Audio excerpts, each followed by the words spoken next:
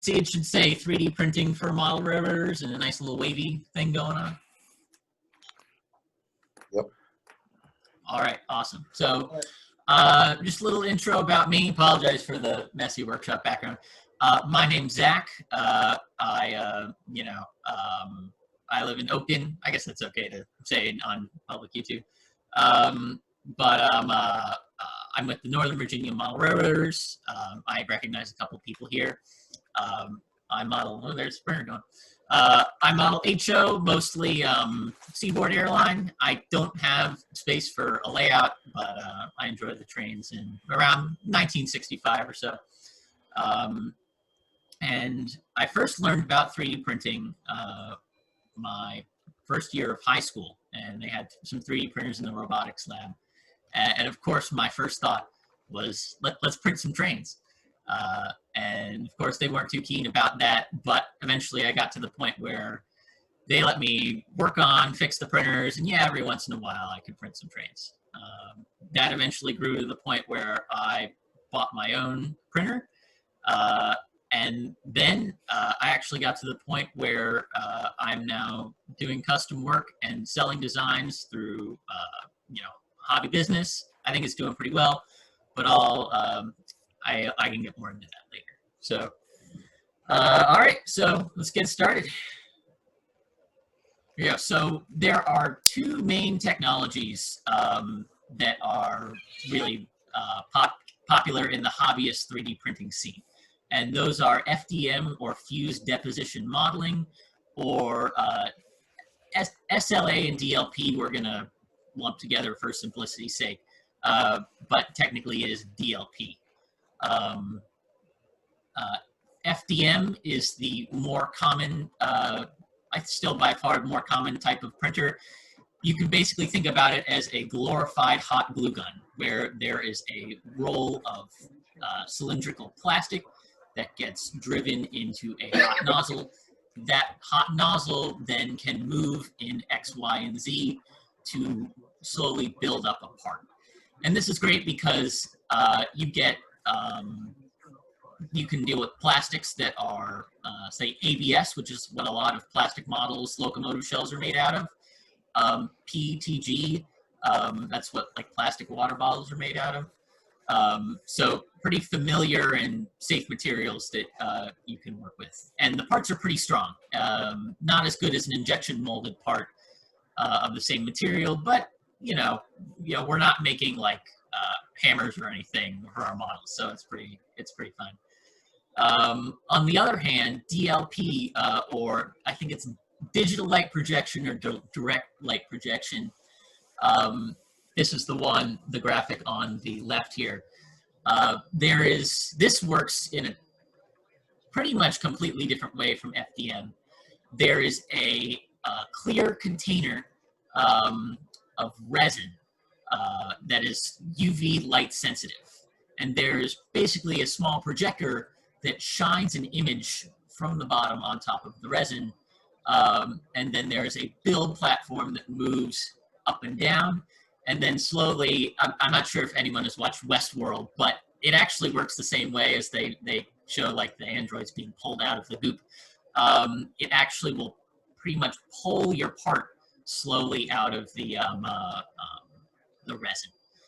This is, if you think about the material properties of a UV cure resin like this, it's not going to be as strong. It's pretty brittle, but the big advantage is detail. And we'll get into this next slide here. So to elaborating more on the capabilities of these printers, you can see the nose of this locomotive here. That whole shell was done with a resin printer. And the big plus with resin printers is detail. You can get really nice detail. And the picture's a little blurry, but I can assure you that looking up close, this is pretty much as good as an injection molded part. There are basically no layer lines. You can see there's clear rivet detail. And I can even print really thin structures like around the windows and stuff like that. It works really well. Of course, like I mentioned before, one of the downsides is it is not as strong. It's pretty brittle. So for instance, you can't really tap a screw into this. Maybe you could, but there's a decent chance your part would crack and not be a fun day. On the contrary, you can see this locomotive chassis I have over on the right, at least the white component, that was printed with FDM. And so FDM is great for structural components. Locomotive chassis, you can see I mounted a lot of stuff to this. And where detail doesn't quite matter as much. Also, currently, most FDM printers have a larger build area than resin printers. So for instance, the complete Blue Goose turbine locomotive that's shown here on the left is very long. I had to print the body or the shell in 2 halves and glue them together, whereas the chassis, which I printed in FDM, I could just print that as one piece. And also that chassis in FDM was great because I could screw in parts to attach the trucks, attach the shell. So that's generally, at least in HO, how I like to think about it is chassis is generally, or mechanism is generally FDM, shell is generally DLP, SLA. Of course, that means you would have one of each printer, which you really don't to get an experiment with this stuff. That's just how I generally use it. This is just another example. This is one of the favorite projects I've worked on. This is a, I'm not sure if y'all are familiar with the ACE 3000. This was a 1980s attempt after the oil crisis. A couple folks, including Ross Rowland, got together and decided they wanted to build a modern steam locomotive with current boiler technology and everything. So this is basically of course, I couldn't print all of the gears and the motors or the drivers or anything because, you know, those are metal.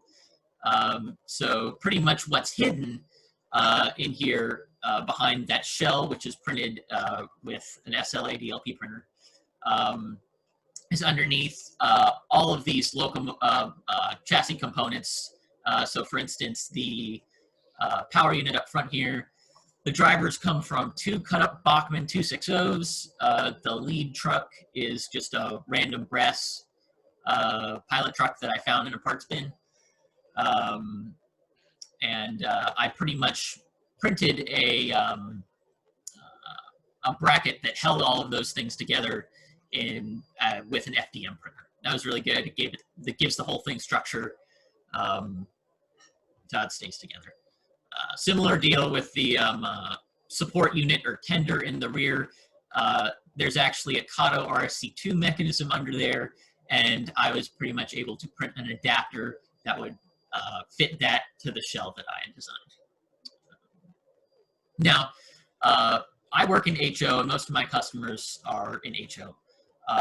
But if you look at this as a perspective of different scales, as you get larger, you get into, I think S is kind of the worst of both worlds, unfortunately. But once you get to O, FDM printers really make a lot more sense. You can see someone actually requested a model of this doodlebug. They wanted an HO model for themselves and then also an O scale model to display in a local museum. The O scale model is actually, it's just a dummy, it's a display. But you can see in the O scale model, even though it's printed with FDM, it's that same white material as that locomotive chassis. The details are large enough that the rivets can come through, and you might be able to see a little bit of banding here as characteristic with these kinds of printers, but you can sand that out. And overall, it doesn't look too bad, if I say so myself. Once you get down into the smaller, oh, and I guess I should mention, there are very few resin SLA DLP printers that could get you the size. You would need to print this O-scale body in so many little chunks and glue it together. It just would not be a fun time. Let's see. So costs. So y'all are probably thinking this kid owns He's mentioned 2 3D printers he's owned. It must cost a stupid amount of money. And it really doesn't. Both of these printers that are on the screen, the Elegoo Mars, I actually have pretty much this printer.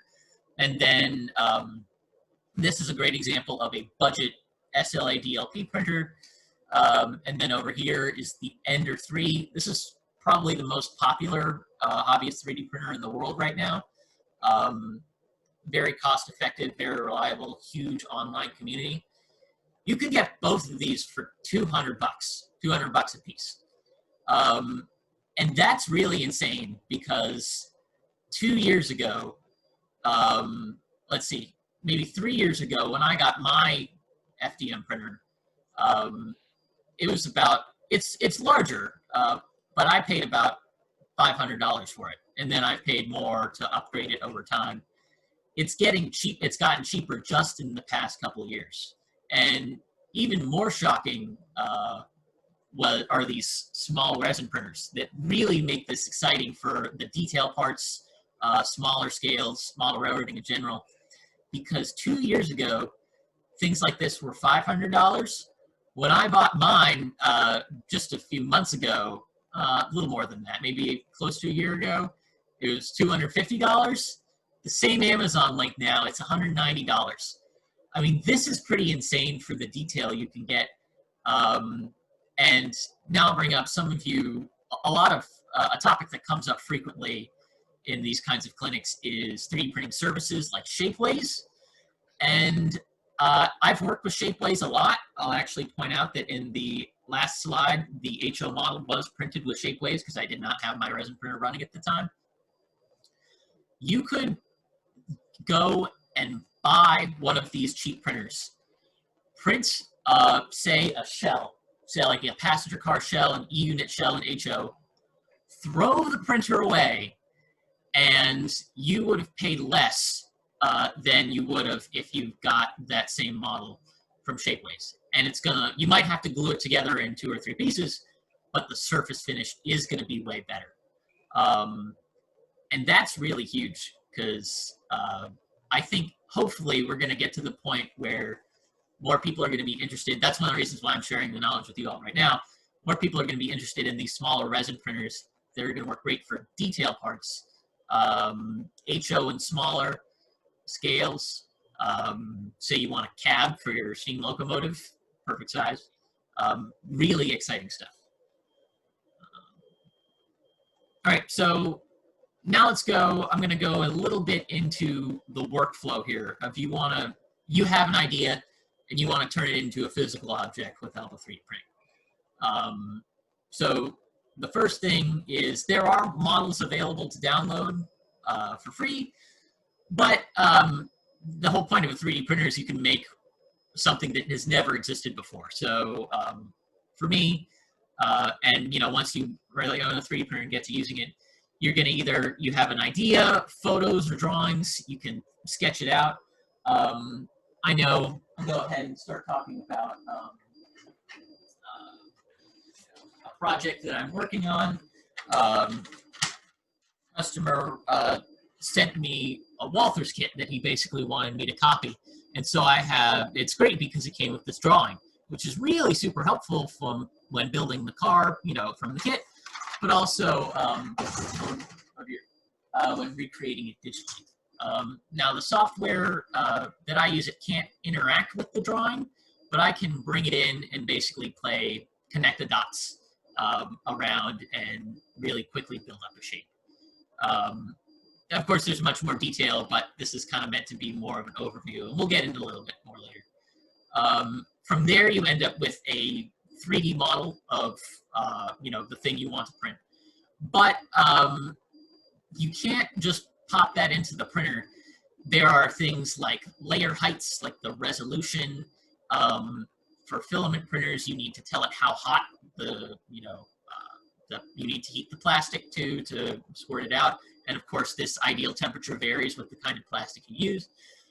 Most of the time, there are profiles that you can use that make this pretty easy. But regardless, you do need another piece of software called the slicer. And what this does, it converts your 3D model into instructions for the printer. For FDM printers, this is basically, it's called G-code, and it is a text file with a series of XYZ coordinates that just tell the printer where to move and how much to extrude the plastic. It's a little more varied for these DLP resin printers, but basically instead it spits out a list of images of the layers of your part that the projector will project onto the bottom of your print.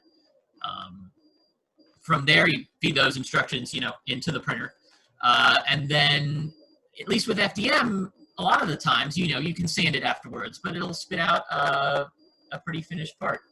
I apologize here. The printer that I was going to show you as a demonstration has stopped working, and I'm going to stop it. There we go.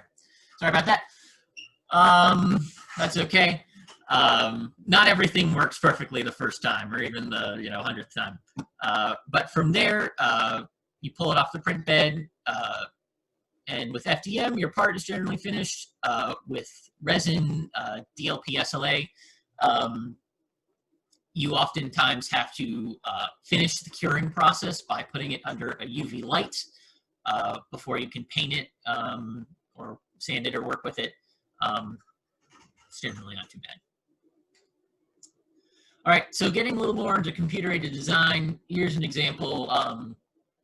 This is actually a drawing that I made from this model after the fact, but it's the same kind of principle where I could take a scale drawing like this, or photos that I've manipulated and stretched in Photoshop or something, and get something that I can trace around, and then by combining, cutting shapes, you can get your finished product. What software I use is called Fusion 360. It's by Autodesk. It's pretty much widely considered the best free CAD software. Of course, now they're pushing things like limiting features, behind paywalls and stuff, which is no fun. But as of now, it is still free. I don't pay for it, and it pretty much fills all my needs. I'm going to try something a little funny here for a second, because I'm going to stop sharing, and I'm going to share again, and here we go. So this is actually a model of that hospital car that I've been working on. And this is inside Fusion 360 here. And what I should be able to do is give you all a little sense and kind of a time lapse of how I built this thing. So let's see if this works. Here we go. So I brought in a drawing. I had that truck saved in for reference. It's not a real, it doesn't look like any real truck. I just made it for sizing things. Cut out the windows, make some little adjustments. There's the roof. I'll just kind of, you can see it complete.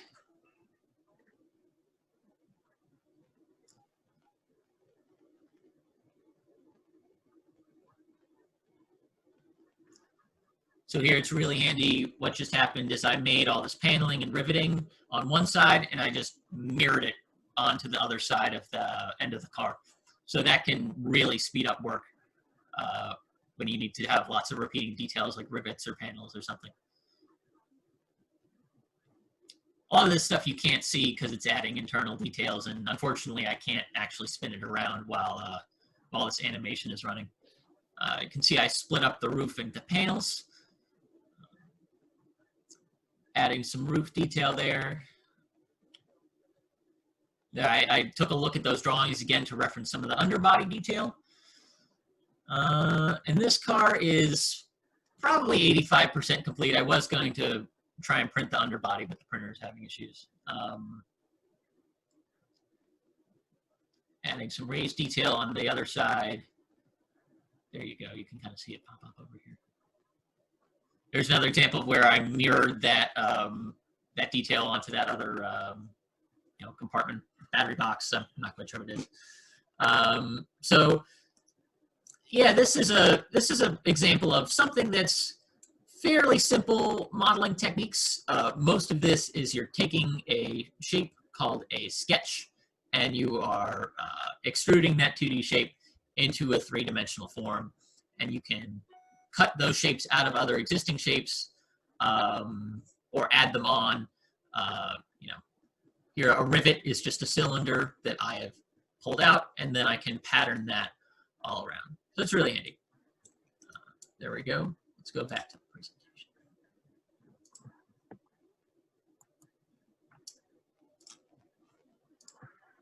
There we go. So that's a little taste of, you know, that's a project I'm working on now, but most of the time it goes pretty similarly to that. It's extruding, making a shape in 2D, and then extruding, cutting through. And then there are things you can do to build off of that. That's pretty much the core functionality of the software.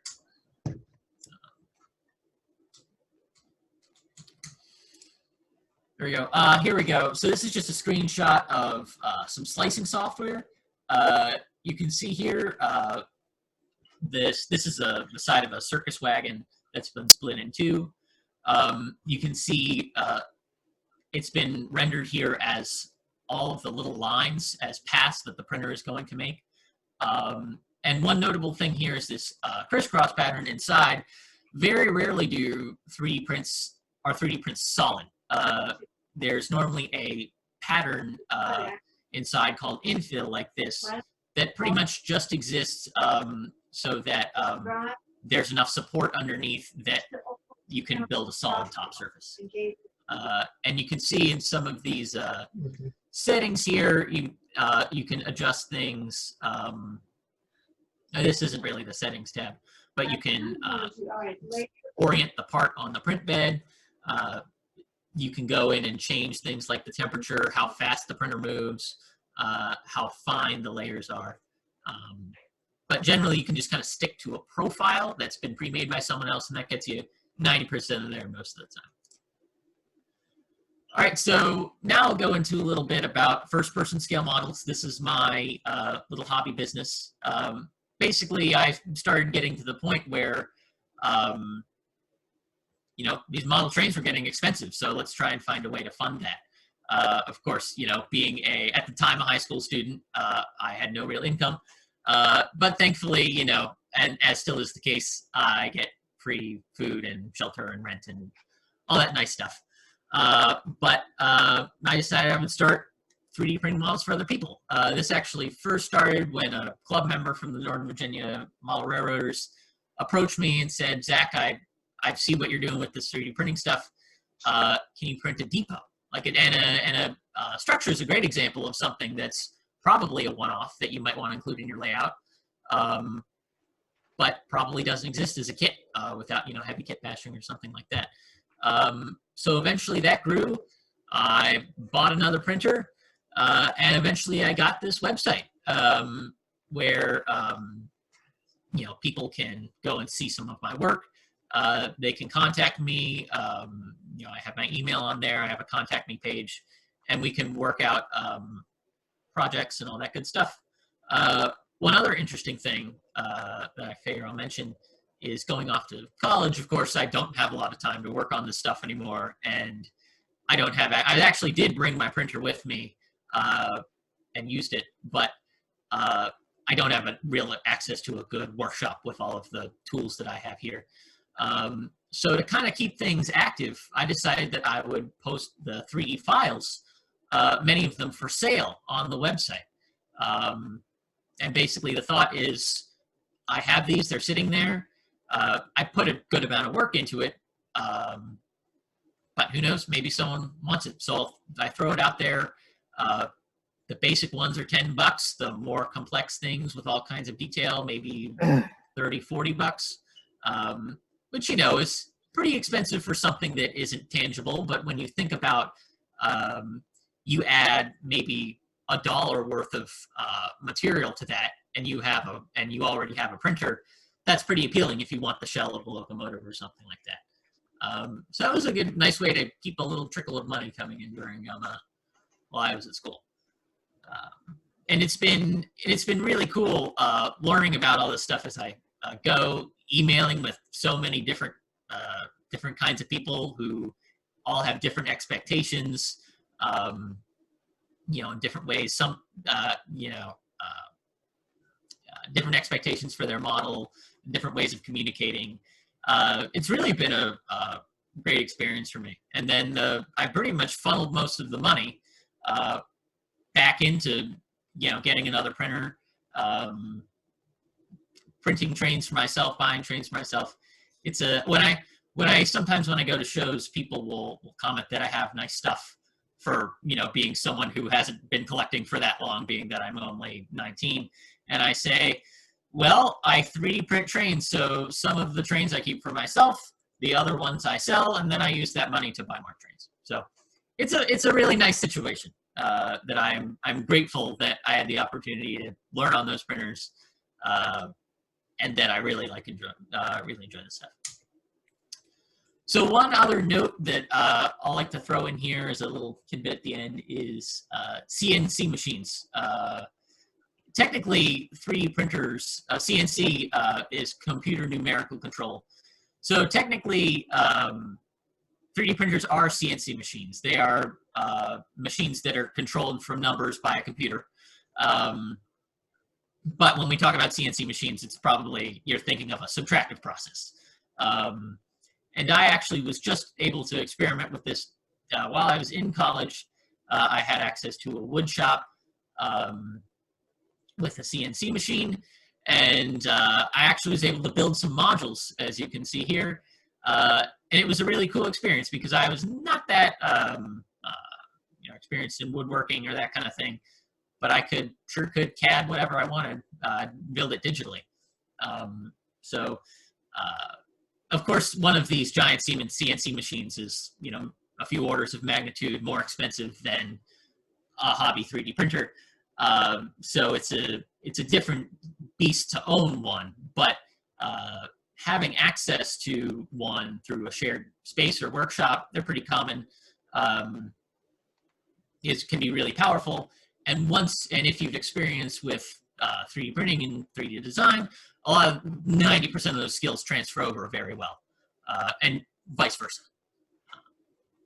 And I think that's just about it. So at this point, I am open to questions. I wish I could show you the printer going. I'll have to figure out what went wrong. But I'm going to go ahead and stop screen sharing. If anyone wants to reference anything that I presented, I'll pull it back up. But at this point, I'll just open it up for questions. Zach, are you the young man who gave a clinic a year or two ago at the train club in Vienna? Yes, that was okay. Yeah, I was very impressed with you. What is the longest model that you can print in either one of your printers? So I'll measure it right now.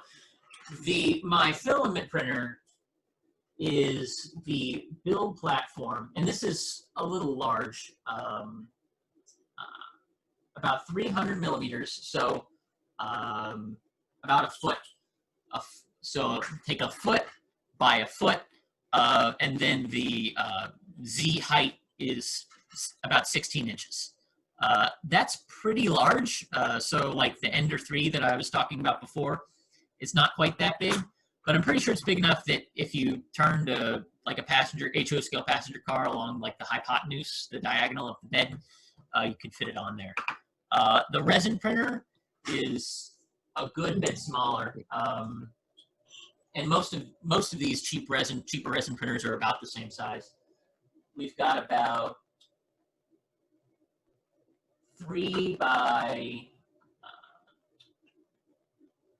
inches by 5 inches by 5 inches about. So, you can, if you take a HO scale shell and split it up lengthwise, you can fit it in there. But that's much more limiting. And those are pretty common sizes. Are you having the approximate cost of your materials, though, the filaments and so on? It's not that bad. So these for my FDM printer, I use PTG almost exclusively. It's about $22 per kilogram, so 2.2 pounds. And especially with, using the infill structure, it's really, like I think I printed I remember this. Oh, I can actually tell you. So I was attempting to print the chassis of this passenger car with some underbody detail. It's a little thick. And my slicing software says that it will cost 85 cents. So 85 cents for so maybe a couple dollars for a finished passenger car. It's not too bad. The resin is a bit more expensive. I want to say it's like, I don't remember the exact cost, but probably by volume. It's a little confusing because the resin is measured by volume while the filament is measured by weight, but probably by volume, it's maybe 2 or 3 times as expensive. But if you think about how much like actual volume is in, say, like a shell or something that's, basically a hollow, it's really not a big expense, especially compared to, going with Shapeways or something like that. With some of the nicer printers, if you go for their like proprietary material, yada, yada, I think that can get kind of expensive, but there's really no need for that if you're smart about it. Zach, Mhm. I appreciate your work, but I think, to me, as an old-time modeler, how did you start being able to do the 3D CAD? This seems to be, that's where the biggest learning problem would be for, say, an older modeler. Which brings up another question. Do you think that in maybe a couple of years, that if you want such and such a car, such and such a locomotive, you're going to go to find out who has done the CAD design and then print it yourself? Yeah, I wonder if that's going to come it's up. something I've thought about. Yeah, no. So one of the interesting things is, as a a custom builder, I have customers who both want physical complete models, where I will actually like buy, I like to use Kato parts, buy mechanism parts, assemble it, test it. I don't do painting, but I'll ship them a completed, unpainted, ready to run model. But I have other customers who say, I already have a printer, I just need you to do the design. I think that I would agree that for most people, that is probably the biggest hurdle. When you get into doing stuff that's a little more complex, say like the nose of a cab unit. And I've actually considered, I'm not quite there yet, but I've considered if I keep getting, more orders and a decent chunk of those orders are digital only, I might stop printing commercially, because with these resin printers, more people have them. And it's a lot more convenient when I am only working digitally. I'm a lot more flexible about where I can be when I do it. Timing, so I don't have to wait for anything to cure or print. But that's a little off track. I guess to how I learned the CAD, it was very much a trial and error process. I started on just a computer they had at my high school with actually a slightly different CAD program. I actually started on Autodesk Inventor, pretty similar to Fusion. I was kind of familiar with like if you think of Adobe Illustrator, I mean the core,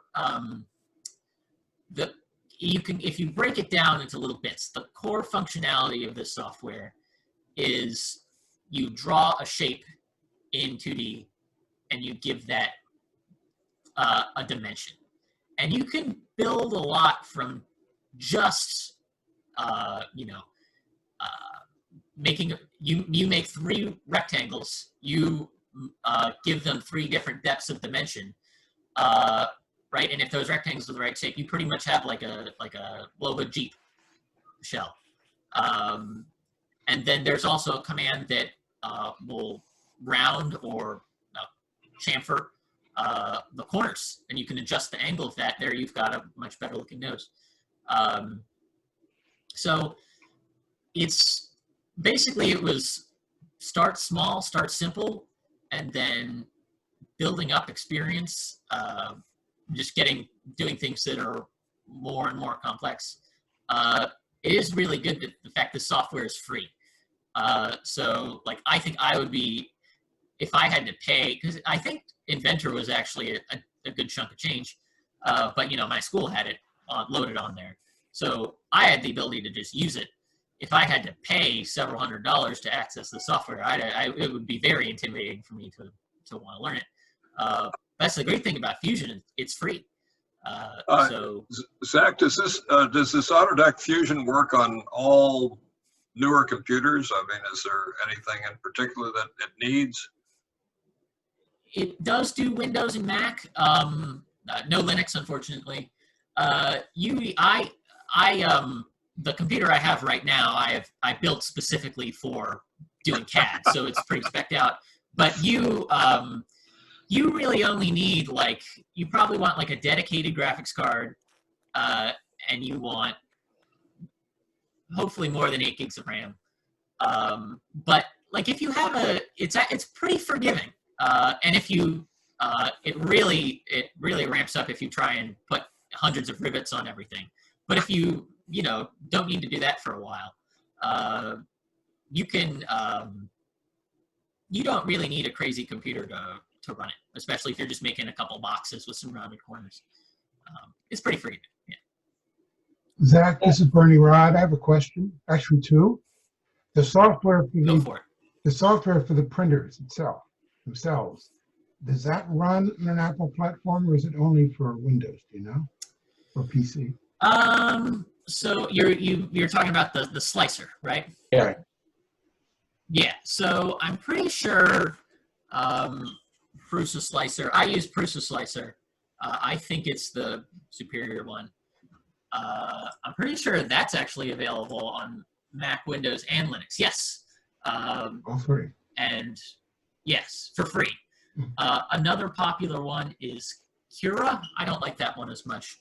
But I know that runs on Mac and Windows. Not sure if it runs on Linux or not. Probably, because it's open source. What is the one that you use, Zach? What did you say it was? So I use Prusa Slicer. Prusa.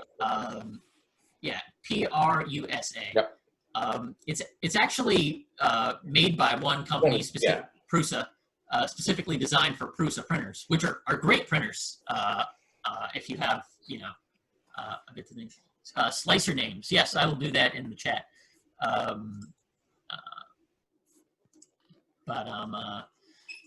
Yeah, it's great. It's great software, and you can tune it to whatever whatever size printer you have. There, I'm just writing it in the chat.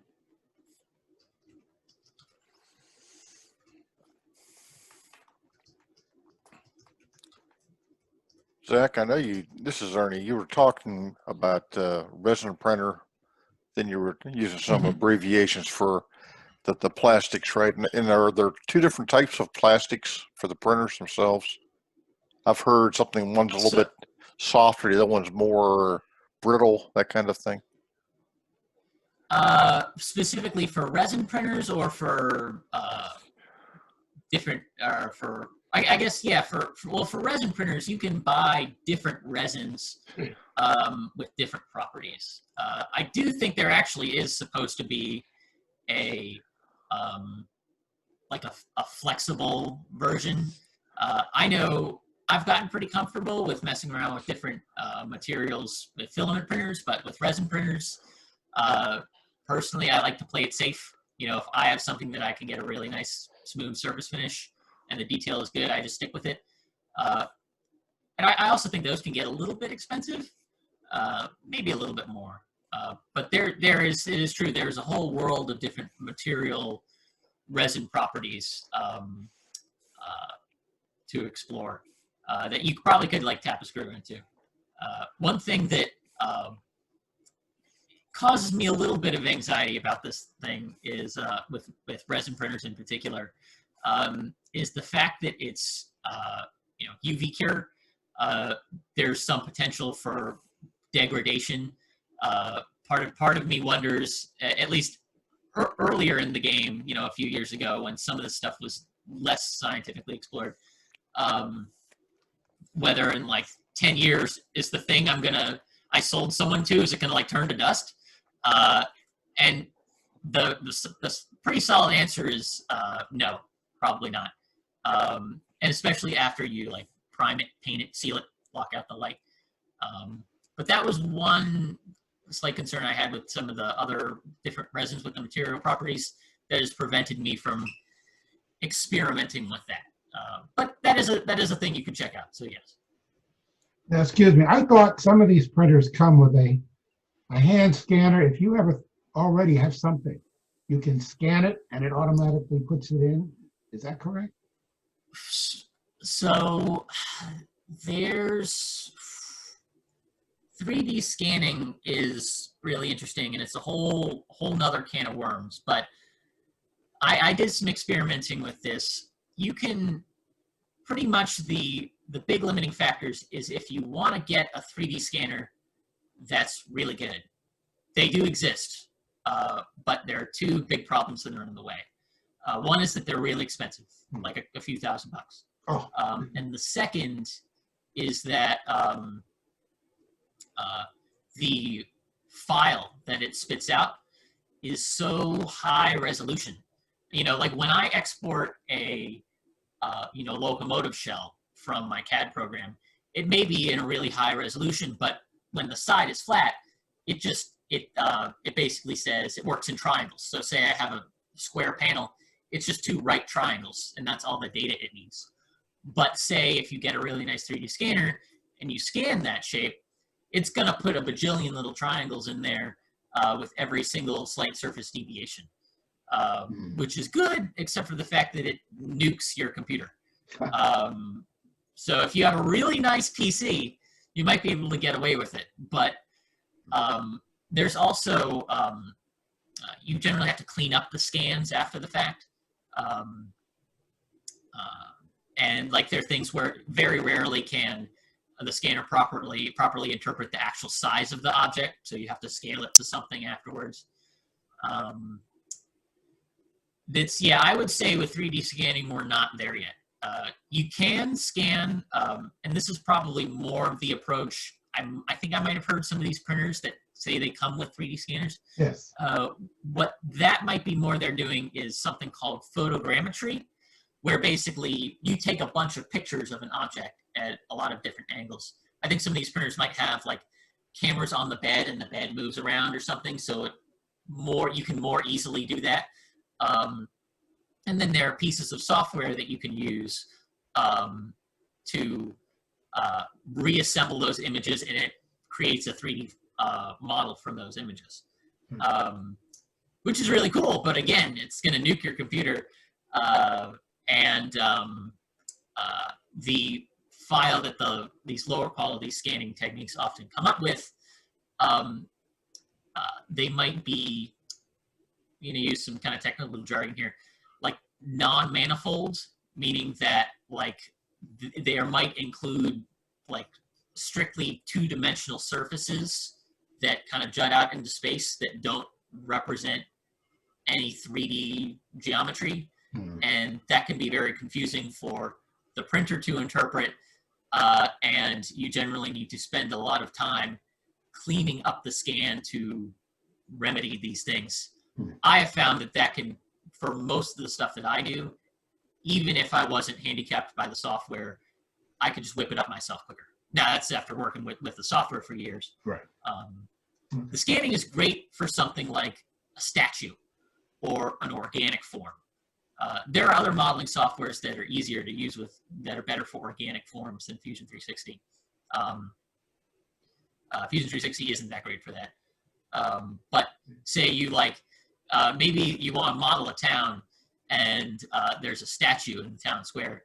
If you can go and actually take a bunch of pictures of that statue, and then put it in the, let your computer chug overnight, and then clean up the file, you could probably print that out, and it would not be too bad. But yeah, overall, that's not, like 3D scanning is not something that I use for myself really at all, besides messing around with it every once in a while. I hope it gets better. I hope it gets better and cheaper,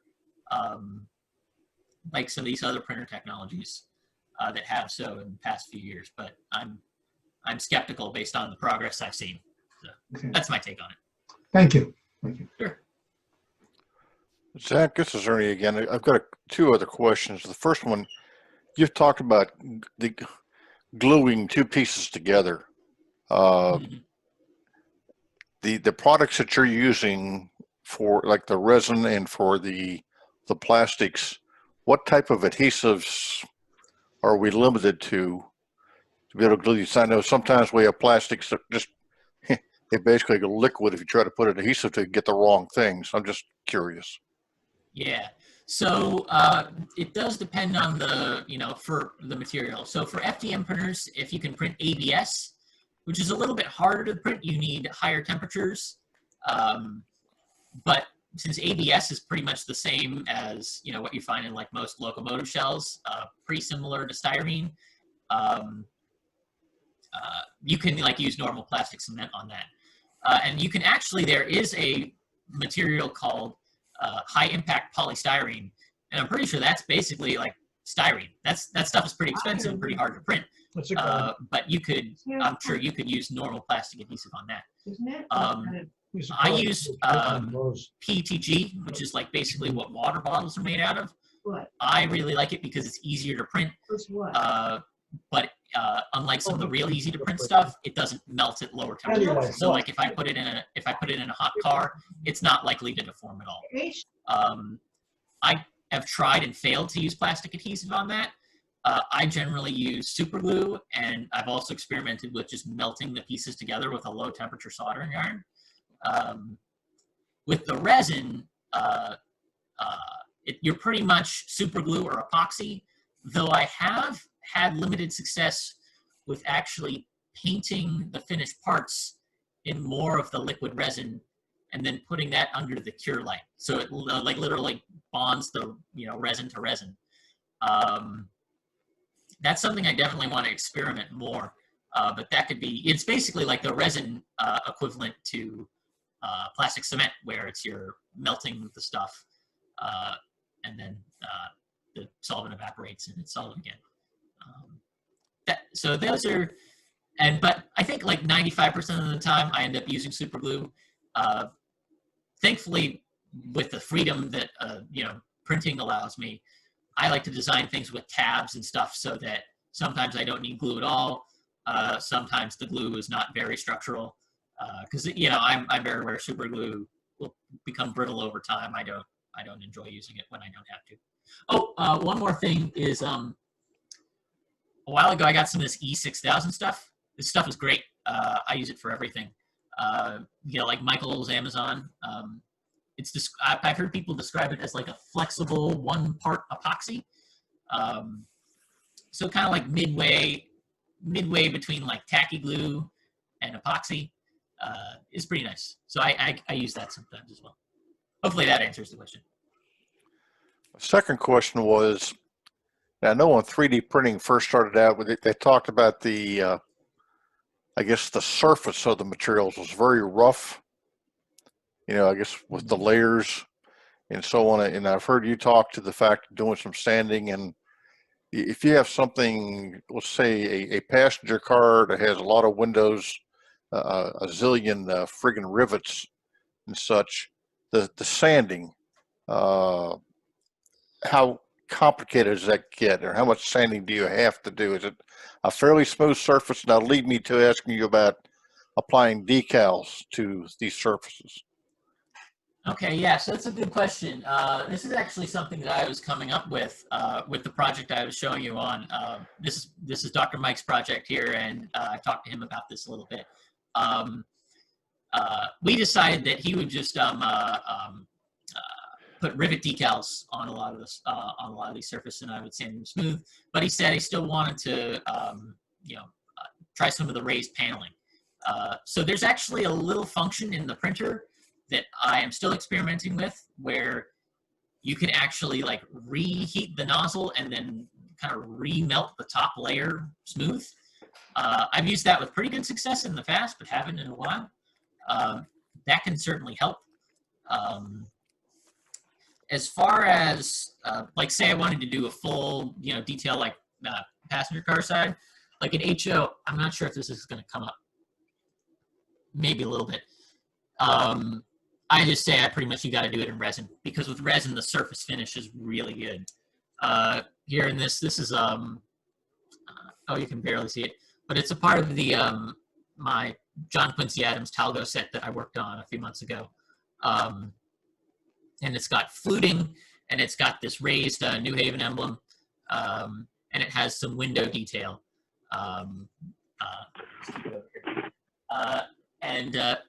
Yeah, like something like that. Something like that would be really hard on an FDM printer. I think it's very interesting, because I actually didn't do that much model building before I really got involved in 3D printing. So for me, if there's a texture on something, if like I can see a rivet more clearly than I can see a random bump in the print, for me that's pretty solid, especially if you put dull coat on it. It's really hard to say. Some people, it's interesting, like customers who are not as accustomed to that will say there's like a texture on this. This is one of the reasons I hate Shapeways, because there's no way for me to like preview the print before I send it to them. They'll receive their print from Shapeways and they'll be like, this print has a texture on it. This sucks. And I'm like, yeah. And to their credit, Shapeways does a pretty crappy job with managing their printers. But there's still going to be a little bit of a texture on there. And for me, that's something that I kind of live with. With the resin printers, like I said, it's gotten pretty good. It's gotten pretty good where it's pretty much not noticeable anymore. And with the filament printers, the sanding can get involved. Just off screen, I have a multi-tool that pretty much stays in disc sander configuration all the time for when I need to sand. Oh yeah, your other part was decals.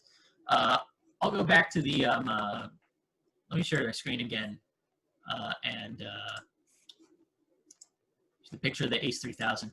So this is, this was not the first print that I completely painted in decal. But what I did is I did do a little bit. This was when I was still working on the settings of my resin printer. So I did sand the sides a tiny bit. I gave it, I don't really have a good setup for airbrushing, so I use these Tamiya rattle cans. They're a little expensive, but they work great. And so I gave it some primer. I do like to give all these prints some primer, because the way that the plastic paints work, it's not going to grab like it would normal plastic. Like the resin isn't going to like dissolve slightly like it normally would, like plastic normally would to adhere to the paint. So I gave it some primer, and then I just went with some masking, it's like Tamiya masking tape, and layered on this paint, and it covered pretty well. The surface is pretty good. I left it, there was a little bit of a texture. I left the, the gloss finish of the paint, and I just slipped that big chassis system decal on. And I think it probably would have been pretty solid even with no Solva set. But I did a little bit on there anyway to get it into the panels. And it came out really nice. So I would say decals are not too much of an issue as far as like, once you get to the point where the surface is smooth enough that it's like kind of acceptable to most people, the decal is not. And this shot really helps this model, because it's a little bit textured, a little more than you can really see in the shot. But the decals, in my experience, these are micro scale. will conform to the print variations pretty well. And it's not that noticeable, like there's not a weird texture afterwards. And I guess another question related to that is paints that you're going to use with the resin or with the FDM and all. I mean, are there some paints that work better than others? I mean, I'm a big guy into water-based paints because I hate the odors and all the kind of thing that we deal with the flow quills and them. But at the same time, I know there are some paints, once again, that don't like plastic real well and will tend to interact with them. I'll use that word. Yeah, I know at least PETG, the FDM material, a lot of people like it, especially for the reason that it's very chemically resistant. I've done, let's see, so I've just, I'm pretty sure I've just brushed like acrylic paints onto the stuff. It works fine.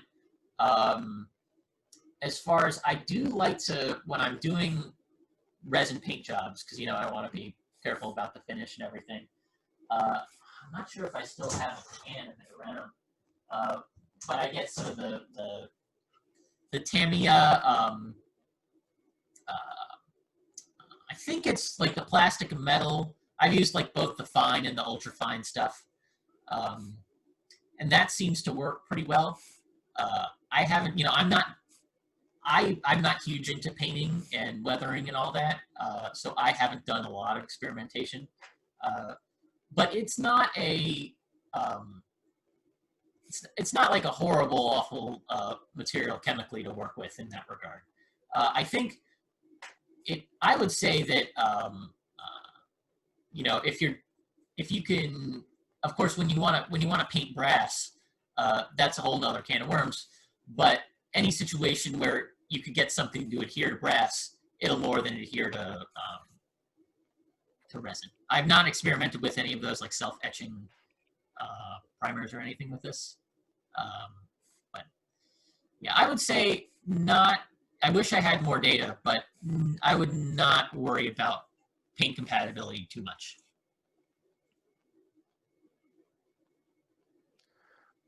Thank you for your answers. Very good. Very good. Sure. Thank you. Any other questions?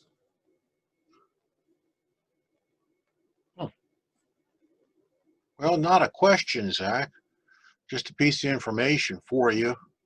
Your article will be in the next issue of O-Scale Trains. March, April. Awesome. Thank you. And that's yes, that is Martin. That was you. Yeah, March, April. You'll get that. I'll be sending the files sending the files to the layout shop on Thursday. And I'll tell you, the second part 2 of the article, for those of you who are unaware, I guess it's just about to get published, an article in O-Scale Trains from Martin here, following my previous presentation. That second article is actually ready to go. I just have completely forgotten. Send it to me whenever. Send it off. Send it to me. So I'll get it off to you at some point, Martin. So appreciate that. I need something to do in all my copious quantities of free time. I guess that's true. Yeah, we all got more free time now. I wish I had free time. I'm not sure what it means anymore. There's this funny thing about retirement. All of a sudden, you don't have any free time. Mm-hmm. Amazing how many things fill all that free time you thought you're going to have the day after you retire. Yeah. World descends upon you. What kind of a primer do you recommend using on your models? I've really only used the Tamiya stuff from a rattle can. That works pretty well. I would probably take a guess to say that, like, if you go with like auto primer, that would do a pretty solid job too. And I think these Tamiya paints are, what are these? They're not acrylic. They're pretty nasty stuff. But people will, pretty sure, like, a lot of these, a lot of people print like tabletop gaming miniatures, and there's a big thing with like acrylics for that. And they use, I think they use mostly acrylic stuff all the time.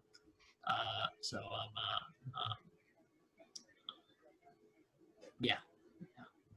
That's. I wish I had more information. I have. Yeah, like I said, I haven't done too much experimenting.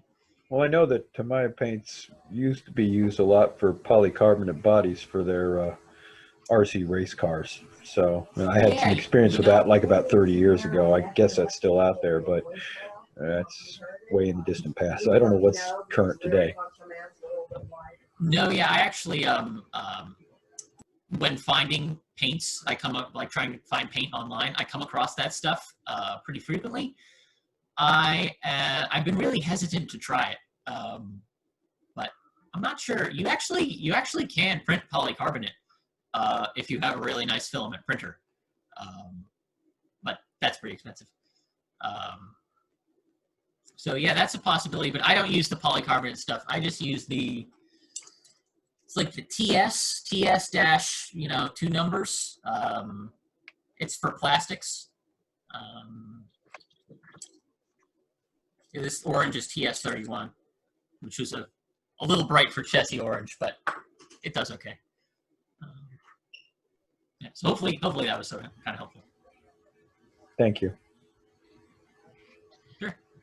Hey, Zach, if you use a filament printer to do an engine shell, the slicer software is going to add the internal structure to support the roof. That structure gets printed, and do you have to cut it out after the model has been printed? Okay, so that's a good observation. So the slicer software, you can tell it. One of the things I like about Person Slicer, it's a little bit of a pain, but you can actually tell it exactly where to put that support material. I guess to elaborate this on those who might not be so familiar, when you're building with a filament printer, when you're building one layer on the next, say you want to build a hollow box, right? When you come to the roof of that box, the top surface is going to be printing on top of nothing. As is the case if you want to print a locomotive shell set upright. When it would go over to print the roof, it would be printing over nothing, and it'll often fail. So as a result, there are things in slicers, it's called support material, and it's actually a similar idea to infill, where it's a sparse structure, but specifically with the idea of you break it off afterwards. When I do support, generally it's pretty easy to break off just with my hands, or maybe some, like some snips. Generally the surface is a little rough, but like on the inside of a locomotive shell, that's generally fine. I will tell you, let me go back to the presentation here, because Zach, would you recommend just printing the sides and ends of the locomotive shell and then the roof as a separate structure to reduce the number of infill support structure? Yeah, so that's a good point. I was going to get into a little bit of about that. That's for something like an HO, like the I don't have a picture in here, but the Mike's passenger car, the hospital cars. That's how I'm going to do it. I'm going to print the sides and the underbody flat, and then glue them together afterwards. With the this O scale OP800 here, what I actually did, you can kind of see the seams, but I tried to line it up with the rivets, is I actually printed it in segments with the nose and end facing up. So there actually was a decent amount of support structure in here. You might be able to see this kind of rough looking area inside was left by some of the support structure. With something like this, where it actually, there's an angle, it's like the shovel nose, it might have been able to do that without support. That can get a little dicey. Generally with support, there's some people who really hate using support structures. Personally, I try and avoid it when I can, but when I need it, I need it. And I've gotten my settings good enough that it's generally really easy to remove.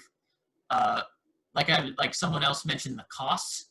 Generally, the cost of the wasted filament is so low that that's not a concern to me. It's really more of the time, like the extra time that it takes to print it all out.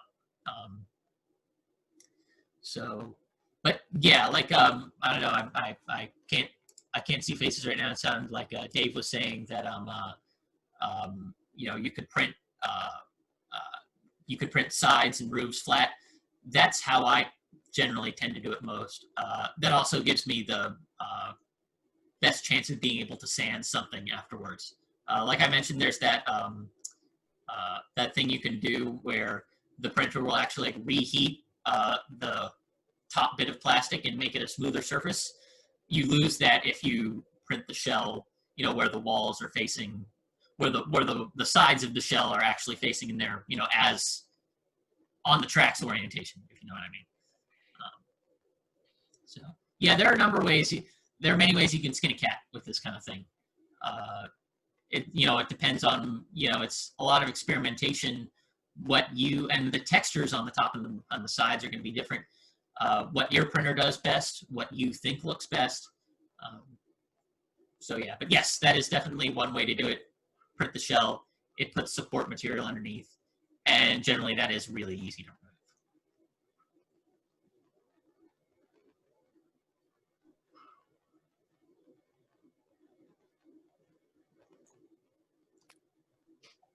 Awesome. Any more questions?